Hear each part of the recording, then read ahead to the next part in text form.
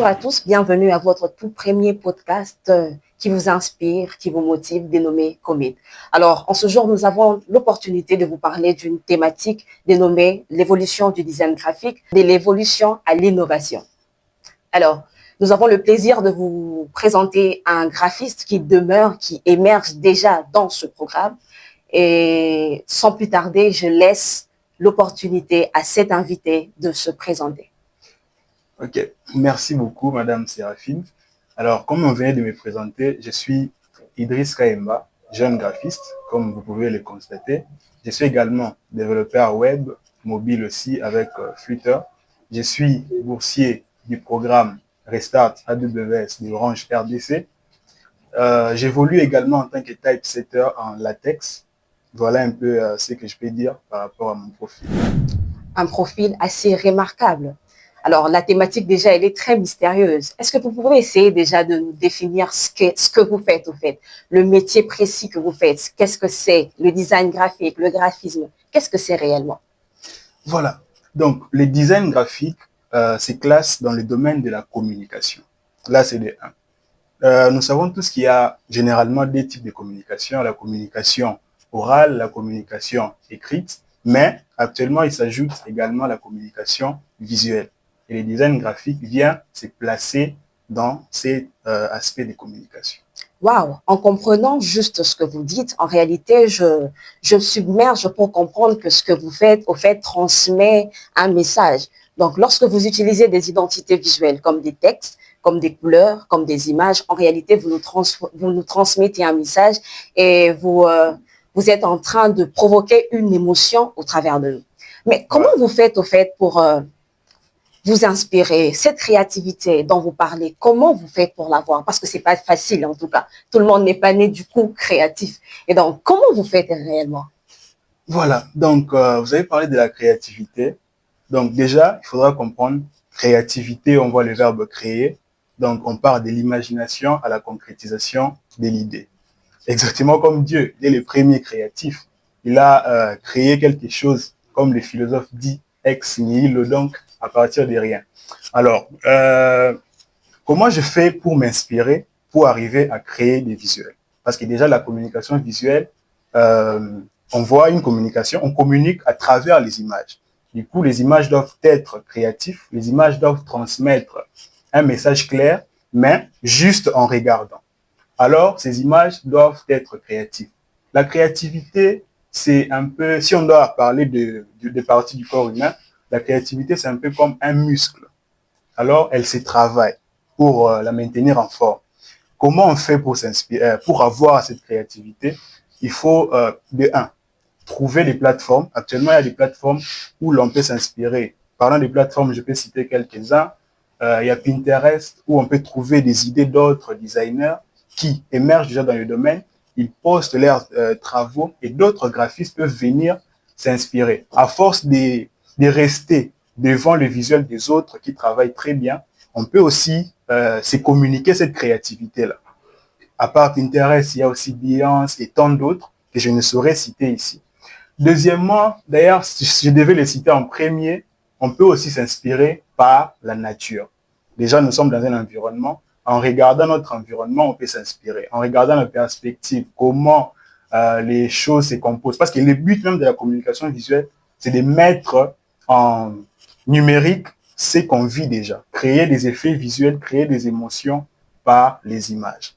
Donc, voilà un peu ce que je peux dire. Si je peux résumer, il y a deux façons par lesquelles on peut s'inspirer. De 1, il y a la nature. De 2, il y a des plateformes qui existent déjà comme Pinterest, Behance et tant d'autres. Ok, mais voilà. Avec l'ère du numérique, vu que de la même manière que nous évoluons dans le domaine informatique, de la même manière que nous évoluons dans le monde numérique, j'ai appris que dernièrement, il y a une nouvelle tendance. Et cette tendance tourne au fait vers le domaine du design. Donc, on parle du digital design. Donc, avec l'ère du numérique, nous remarquons que même le design évolue. Et en essayant un peu de me documenter, parce que je ne peux pas arriver ici sans connaître au moins ce que c'est, en essayant un peu de me documenter, On m'informe qu'à présent, on parle de digital design, donc le design plus numérisé. Voilà. Et nous avons quelques branches que je peux connaître. Donc, vous avez le digital d'interface utilisateur, notamment UI, les digital d'expérience utilisateur, notamment UX, et le digital d'animation. Un truc assez passionnant.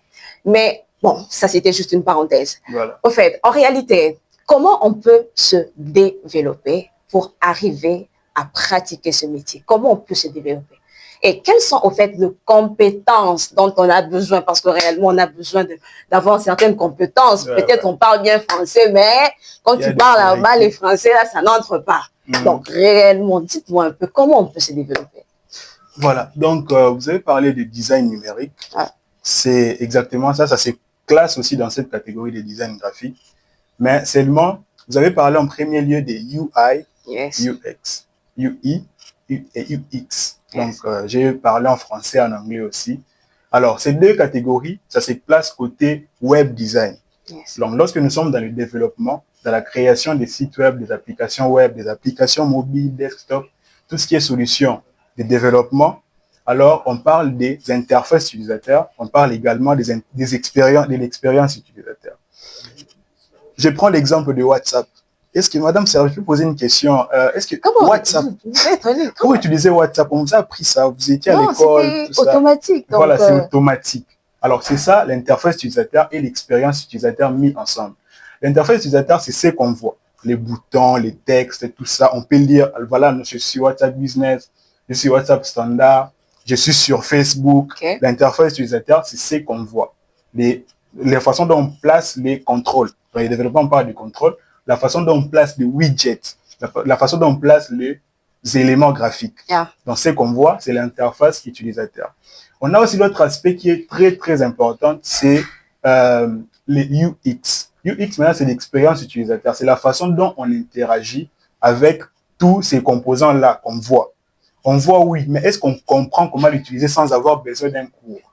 C'est-à-dire, en voyant les boutons plus en bas, dans là où il y a des messages WhatsApp, on comprend directement qu'on doit lancer une discussion, une nouvelle discussion sur WhatsApp. Donc, on n'a pas besoin d'un cours pour ça. C'est ça, l'expérience utilisateur. Donc, la personne peut comprendre comment utiliser le logiciel sans pour autant avoir besoin d'un cours. Là, c'est le web design. Il y a aussi l'autre aspect que vous avez dit, les graphiques numériques. Donc, les designs graphiques qui se placent beaucoup plus en avant dans les numériques. Là, maintenant, c'est l'autre aspect. Actuellement, on a les pouvoirs médiatiques. Vous serez d'accord avec moi. Tout le monde est sur Facebook, sur Instagram, sur YouTube, sur TikTok. Peu de gens marchent pour regarder des murs, qu'est-ce qui est affiché. Peu de gens, à l'ancienne, on lisait des journaux au coin et on vendait des journaux chaque fois qu'il y a des nouvelles. Mais actuellement, ça ne se passe plus comme ça. On se réveille, on oublie même de prier. Pour ceux qui prient, dès qu'on se réveille, qu'est-ce qu'on fait? On ouvre notre téléphone, on regarde quelles sont les nouvelles à la une. Ce qu'on regarde, on ne va pas lire des longs textes. Déjà, sur les téléphones, on n'arrive pas à trop lire parce qu'on ne sait pas, on ne peut pas lire plus de 5 lignes. Exactement. On doit se connecter sur Facebook. On peut juste voir un visuel. Par exemple, même sur YouTube, il y a des images accrochées. On voit, par exemple, on a mis la photo du président de la République. On a mis à côté une arme, Kalachnikov, par exemple. Okay. Alors, après, en bas, on écrit « Fatih se prépare à combattre pour la paix en RDC. Okay. » On comprend directement le message juste par ces designs-là. Et après, on peut maintenant se dire « Non, voilà, je pars suivre la vidéo pour comprendre qu'est-ce qui s'est passé aujourd'hui comme nouvelle. Okay. » Vous voyez? Donc, c'est ça les designs graphiques, la communication visuelle. Donc, je n'ai pas besoin de venir, je commence à lire les textes des 1000 pages, les journaux au coin. Avec mon téléphone, je peux me connecter, je regarde l'annonce sous forme de design. Donc, on vous crée des effets visuels sous forme des graphiques design, donc sous forme d'affiches, sous forme de flyers. Donc, voilà un peu ce que je peux dire côté design numérique. D'ailleurs, je peux donner des exemples. Au niveau des églises, actuellement, on privilégie beaucoup plus les flyers, parce qu'on a deux catégories. On parle des flyers, on parle aussi des affiches. Il y a une nuance. Il n'y a pas de différence, il y a des nuances. La nuance est laquelle? Parce que les deux, on peut aussi parler des affiches. Ça peut s'interchanger. Mais le problème est qu'une affiche, c'est ce qu'on peut imprimer, afficher. Déjà, on parle d'affiches. On a aussi ce qu'on appelle les flyers. Les flyers, maintenant, c'est ce qu'on met sur Internet. L'affiche, mais on redimensionne pour l'Internet. Donc, un visuel destiné aux réseaux sociaux. Donc là, ce sont des visuels juste pour les gens qui utilisent Internet, les gens qui sont sur les réseaux sociaux, qui peuvent comprendre tout ça, parce que c'est pas tout le monde actuellement qui peut se balader à regarder dans les murs, tout ça. Donc, voilà un peu en gros ce que je pouvais dire sur le web design et le design graphique. Intéressant. Intéressant, vraiment intéressant. Mais j'ai aussi une question assez personnelle. Bon, permettez-moi en fait de vous poser cette question. Mais quelle a été votre motivation? Qu'est-ce qui vous a motivé, au fait, pour entrer dans ces secteurs, pour entrer dans un domaine où la concurrence mondiale en tant que designer est à une échelle très élevée parce qu'on a beaucoup de designers aujourd'hui? Quelle a été votre motivation? Oui, donc voilà. J'avais parlé de la créativité au début. J'avais donné l'exemple de Dieu. Lorsque Dieu s'est dit être créatif, il n'y avait pas d'autres créatifs avant lui. Ah. Mais actuellement, nous autres, on se lance dans le monde. Il y avait des gens avant nous. Il y a des gens qui naissent pendant notre période. Et puis, il y aura encore des gens qui vont toujours continuer à émerger. Alors, la chose qui distingue la plupart, c'est juste la façon de créer. Parce qu'il y a plusieurs techniques, plusieurs styles graphiques. Il y a la façon de créer. Parce que vous pouvez vous mettre à créer 10 affiches, par exemple, aujourd'hui, et toutes ces 10 affiches-là sont toutes différentes. Donc, en tout cas, c'est assez compliqué. Donc, du coup, on a toujours besoin du nombre. Par exemple, pour laquelle dans une entreprise, on ne peut pas avoir besoin d'un seul développeur, par exemple. Pourquoi? Parce que le travail sera lent. Pourquoi? Parce que ça prend du temps. Ça demande à ce que la chose soit très bien faite. Mais si vous êtes dans un groupe, vous formez ce qu'on appelle une cohorte. Alors, c'est là que ça crée la force.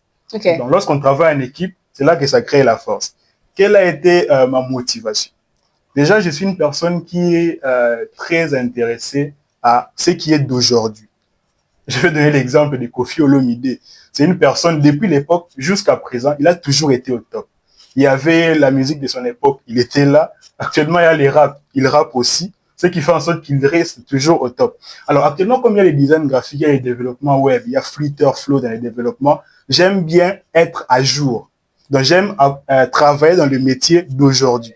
Vous voyez? Alors, comme j'ai vu que la communication visuelle, c'est le travail d'aujourd'hui, des églises, je vous donne des exemples dans presque tous les domaines, il y a la communication visuelle. Donc, c'est un travail d'aujourd'hui. Alors, étant une personne qui me bat à être à jour, j'apprends le métier d'aujourd'hui. Okay. Donc, voilà. Très intéressant. Un célèbre sculpteur, un célèbre peintre du nom de Pablo, si je ne me trompe pas, il a dit un jour que la motivation est le moteur de toute créativité. Voilà. Mais, en fait, c'est pas tout le monde qui peut passer peut-être par des études spécialisées pour apprendre le design. Voilà. Il y a de ceux qui, parce que je sais qu'aujourd'hui, nous avons aussi de grands designers, mais autodidactes. Mais comment ils ont fait, au fait, pour apprendre à maîtriser tous ces logiciels dont vous venez de nous parler tout juste tout à l'heure? Ok. Donc, je suis de ceux-là qui n'ont pas appris le design graphique à l'université. Donc, je cite ici l'Académie des Beaux-Arts en particulier. Okay. Dans notre pays, la plupart, si vous voulez devenir expert dans le design graphique, vous devez aller à l'Académie des Beaux-Arts ou bien à l'INA, là où on enseigne l'art. Parce qu'actuellement, la communication visuelle se classe aussi de ce côté-là. Donc, le designer graphique, il est aussi artiste. Je suis de ceux-là qui ne sont pas passés par l'université. Je n'ai pas aussi été autodidacte parce que j'ai été formé personnellement avec un graphiste qui était déjà dans le domaine. Je cite ici Monsieur Christian Valentin, fier de l'afficher, en tout cas un très bon maître. Ah, on peut le saluer de là où il se retrouve. Je le salue également. En tout cas, j'ai été encadré, j'ai eu la chance d'être encadré par lui, formé par lui, son expérience, son style en tout cas, mais entré aussi. Donc en tout cas là, je travaille avec son style. Il a été vraiment comme un mentor, un coach pour moi. Alors, c'est lui qui m'a vraiment inspiré, qui m'a appris ces domaines. Ok. Voilà. Très je ne sais pas si j'ai répondu à toutes les questions, vous pouvez me... Non, ça va. On coule, on avance. J'ai aussi une petite préoccupation parce qu'une personne aussi peut vous poser cette question-là. Voilà. C'est pas tout le monde qui a la possibilité de passer par des écoles. C'est pas tout le monde qui a la possibilité d'avoir un coach. Parce que dans notre pays, ici, l'argent, déjà, c'est compliqué. C'est une affaire très compliquée. Et donc, est-ce que vous pouvez aider, parce que je suis sûre que c'est possible d'apprendre même sur Internet, qu'il y a réellement des plateformes où on peut développer ce qu'on a. On peut apprendre tous ces logiciels dont vous avez parlé, Photoshop, Illustrator, InDesign et bien plus encore. Est-ce que vous pouvez juste leur donner ces plateformes afin qu'ils puissent se documenter? Oui, voilà. Donc, je dis ici que j'étais encadré par un coach, mais il ne m'a pas tout enseigné. Parce que lui aussi me partageait des plateformes où aller me développer davantage. Parce qu'il ne pouvait pas aussi tout me donner. Et actuellement, j'ai aussi appris beaucoup d'autres choses de moi-même. Il y a des plateformes sur Internet parce qu'actuellement, on dit tout est sur Internet. Yes. Il y a des choses qui sont gratuites. Il y a aussi des choses qui sont payantes. Mais la plupart aussi sont gratuites. Ce n'est pas aussi mauvais. Alors, il y a des plateformes comme YouTube, par exemple, des vidéos qui sont là gratuites. Vous pouvez regarder, comprendre, tout ça. Mais une astuce, il faut d'abord, lorsqu'on se lance dans le domaine des designers graphiques, il faut d'abord se positionner. Qu'est-ce que je veux faire? On peut être spécialisé dans la conception des affiches. Là, je vous recommanderais d'utiliser l'outil comme Photoshop. Dans Photoshop, vous pouvez manipuler des images, les insérer, créer des effets visuels, créer des affiches. Si vous voulez travailler beaucoup plus de choses comme des logos ou bien des affiches, mais qui sont vectorielles, vous voyez, des choses comme des dessins plus nets, tout ça, je vous recommanderais Illustrator. Donc là, les outils, c'est par rapport à ce que vous voulez. Si vous voulez concevoir des brochures, des livres, tout ça, là, je vous recommanderais ce que vous venez de dire, c'est InDesign, par exemple. Et après, vous pouvez maintenant vous lancer dans des plateformes comme YouTube. Vous recherchez une vidéo qui enseigne Photoshop pour la création des affiches, parce qu'avec Photoshop, on peut aussi être focalisé uniquement du côté traitement des images. Vous allez rechercher des vidéos uniquement pour la création des affiches. Vous voulez apprendre InDesign, vous allez rechercher aussi dans ce sens. À part YouTube, il y a aussi d'autres plateformes comme Open Classroom, une plateforme qui propose des cours gratuits, mais aussi des cours payants, parmi lesquels j'ai eu à suivre un cours sur Photoshop, comment maintenir son style graphique, sur Open Classroom. C'était gratuit, j'ai appris quelque chose et voilà. Donc, j'ai cité ici YouTube, Open Classroom, il y a Udemy et bien plus encore. Intéressant. Mais au fait, dans ce domaine, il y a une chose que j'ai pu comprendre, qu'il est important de savoir créer un portfolio assez attractif. Et maintenant, est-ce que vous pouvez essayer de nous conseiller par rapport à ça? Comment on peut créer un portfolio assez attractif? Comment on peut s'imposer dans les réseaux sociaux? On commence même par où? Parce que là, on arrive là, on vient à peine de commencer la formation, c'est un mois, puis on se dit, bon, moi, je me lance dans le design. Mais comment je vais faire pour créer un portfolio là, pour que moi aussi, les opportunités viennent, pour moi aussi, je vais entrer dedans? Voilà. Donc, en plus d'être une compétence, une passion, ça doit aussi être une raison pour laquelle on se crée des revenus, on se crée des gains. Alors, on doit se vendre. Actuellement, les portfolios, je pourrais peut-être informer pour ceux qui ne savent pas. Un portfolio, c'est comme un document visuel qui retrace votre parcours, une brève description de votre personne, vos réalisations en termes d'œuvres. Pour nous, les designers, des affiches que vous avez eu à faire, des logos, c'est un portfolio. Alors, comment vous pouvez vous vendre avec? Il faudrait d'abord réaliser le portfolio en question. Vous êtes artiste. Mettez votre créativité en jeu, créez quelque chose qui attire l'œil. Vous mettez une très bonne description de vous. Vous mettez ce qui est susceptible d'attirer les gens vers vous. Parce qu'actuellement, il y a même un autre métier qu'on appelle les freelancers. Vous pouvez vendre juste vos services aux entreprises, on vous paye pour ça. Et vous n'avez pas besoin d'être peut-être embauché à temps plein, vous êtes là. Vous pouvez travailler à distance. Lorsqu'on a besoin de vous, on vous paye pour les services. Alors, il faudra d'abord vendre son portfolio. Il y a des plateformes comme freelancer.com. Vous pouvez créer des portfolios en ligne. Et il y a des entreprises qui sillonnent là, des personnalités publiques, des personnalités privées, morales, tout ça, qui passent par là pour voir des portfolios qui sont assez intéressants. Et si vous êtes intéressant, en tout cas, on va vous appeler, pourquoi pas. Parce que déjà, il y a une dame, je cite ici Hélène Atuta, elle a toujours dit une phrase qui m'est restée. Elle a dit, les compétences n'ont pas de concurrents. Si vous avez fait un portfolio qui met en avant vos œuvres qui sont très créatives, vous êtes compétent dans le domaine. Alors, vous n'aurez pas de concurrents. Donc, la personne qui sera attirée par vos œuvres vous cherchera. Parce que déjà, dans le portfolio, il doit y avoir des moyens par lesquels on peut vous atteindre. Donc, voilà un peu. Intéressant. Ouais. Mais dans tout domaine, certainement, il y a des défis. Mm. Est-ce que vous pouvez essayer aussi de nous parler de ces défis que l'on peut rencontrer dans ce domaine? Ouais, il y a des défis, certes. Les défis sont par exemple, bon, dans le domaine du design graphique déjà, bon, comme dans tous les domaines, il y a des défis. Mais le défi, si je peux citer le défi, ça peut être peut-être l'accès aux ressources. Vous voyez, comme ces podcasts, on a peut-être rajouté quelque chose dans la tête des gens qui ne savaient pas, que par YouTube, ils peuvent apprendre aussi comment peut-être se tracer un chemin, comment créer un chemin pour apprendre. Alors, c'était par manque de ressources et ça peut constituer un défi pour être dans ces métiers de designer graphique.